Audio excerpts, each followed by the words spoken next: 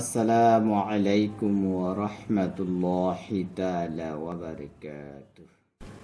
প্রিয় দর্শক শ্রোতা, ইসলামী শরিয়া বিরোধী যাবতীয় কর্মকাণ্ড সম্পাদন করা মুসলমান হিসেবে আমাদের জন্য জায়েজ নয়। ফুটবল ও ক্রিকেট খেলা এর মধ্যে অন্যতম। তথাপিও বর্তমানে এই ফুটবলকে কেন্দ্র করে কাতার ইসলামের আলো সমগ্র বিশ্বে যেভাবে ছড়িয়ে দিচ্ছে তা সত্যি প্রশংসার দাবি রাখে। দ্য গ্রেটেস্ট শো অন আর্থের 22তম আসরে জনপ্রিয় হলিউড অভিনেতা মর্গান ফ্রিম্যানের সঙ্গে উদ্বোধনী অনুষ্ঠানে কোরআন তেলাওয়াত করেন গানিম আল মুফতা। শুধু উদ্বোধনী অনুষ্ঠানেই নয়, কাতার জুড়ে নবী করিম সাল্লাল্লাহু আলাইহি ওয়াসাল্লামের বাণী ইসলামী শিক্ষার ব্যানার লাগিয়েছে আয়োজকেরা, যা দেখে সবাই উদ্ভাসিত। তারা মানুষকে নৈতিকতা সম্পর্কে বলছে, পারিবারিক বন্ধনের কথাগুলো বলছে, প্রতিবেশী এবং অমুসলিমদের প্রতি শ্রদ্ধা সম্পর্কে বলছে। দর্শক এবং খেলোয়াড়দের জন্য ইসলামের আলো বার্তা ছড়িয়ে দিতে কাতার সরকার যা যা করেছে আমরা তার কিছু অংশ এখন আলোচনা করব।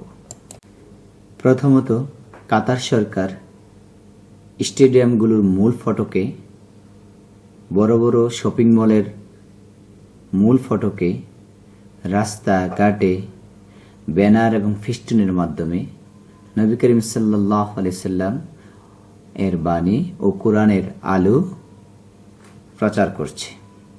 দ্বিতীয়ত, হোটেলগুলোতে একটি বারকোডের ব্যবস্থা রয়েছে, যা ইসলামী শিক্ষা, হাদিস, কোরআন এবং মুসলিম বিশ্বের একটি সহজ সংজ্ঞা সবার সঙ্গে পরিচয় করিয়ে দিচ্ছে।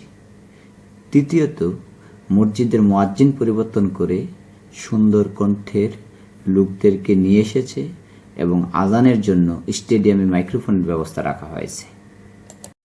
চতুর্থত হল, কাতার গেস্ট সেন্টার ইসলামের দাওয়াত দেওয়ার জন্য 2000 সদস্যের একটি স্বেচ্ছাসেবক দল তৈরি করেছে, যেখানে তারা 10টি মোবাইল গাড়ি এবং 10টি বিশেষ টাবুর বরাদ্দ রেখেছে, যার মাধ্যমে প্রতিনিয়ত ইসলামের কথা বলে বেড়াচ্ছে।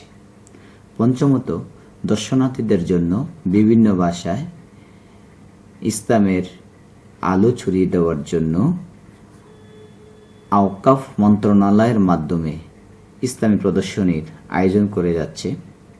ষষ্ঠত, বিশ্বকাপের ইতিহাসে প্রথমবারের মতো স্টেডিয়ামে নামাজের জায়গা এবং অজুর জায়গা করা হয়েছে। সপ্তমত, বিশ্বকাপ ফুটবলের টুর্নামেন্ট উপলক্ষে তারা বিভিন্ন স্থান থেকে বেশ কয়েকজন ইসলাম প্রচারক কাতারে নিয়ে এসেছে। অষ্টমত, মসজিদ সমূহে রয়েছে আরবিক কফি ও খেজুরের ব্যবস্থা আছে। ইসলাম ও নবী করিম সাল্লাল্লাহু আলাইহি সাল্লামকে নিয়ে বিভিন্ন ভাষায় মুদ্রিত পুস্তিকা, যার মাধ্যমে সহজেই অমুসলিমরা ইসলাম সম্পর্কে জানতে পারবে। নবমত, কাতারের শপিং মলগুলোতে ইসলাম প্রচারের জন্য নানা উদ্যোগ নেওয়া হয়েছে। দেশটির শোক ওয়াকিফ বাজারে প্রতিনিয়ত হাজারো ফুটবল অনুরাগী জড়ো হয়। সেখানের একটি অংশে বিনামূল্যে ইসলামী বই, পুস্তিকা বিতরণের ব্যবস্থা রাখা হয়েছে। সেখানে একটি লেখা আছে, আপনি যদি সুখের সন্ধান করেন তবে তা ইসলামেই পাবেন। দশমত, কাতারের অধিবাসীগণ বিদেশি ফুটবলারদের সঙ্গে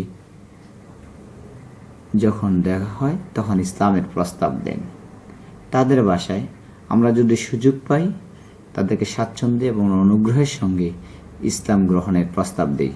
যদি আমরা সুযোগ না পাই তবে আমরা তাদেরকে বলি, আপনি আমাদের অতিথি, মানবতার ভাই। জাঁকজমক ফুটবল আয়োজনে মানুষকে মাতিয়ে রাখার পাশাপাশি ইসলাম প্রচার করছে কাতার সরকার। মূলত বিশ্বকাপ আয়োজনের সুবিধাকে কাজে লাগিয়ে ইসলাম সম্পর্কে অমুসলিমদের মন পরিবর্তন করার একটা প্রয়াস চালাচ্ছে তারা। কাতারের রিলিজিয়াস এন্ডোমেন্টস মন্ত্রণালয়ের একজন কর্মকর্তা বলেন, ইসলাম সম্পর্কে কত মানুষের মতামত পরিবর্তন করা গেল সেটাই এখন রাষ্ট্রের লক্ষ্য।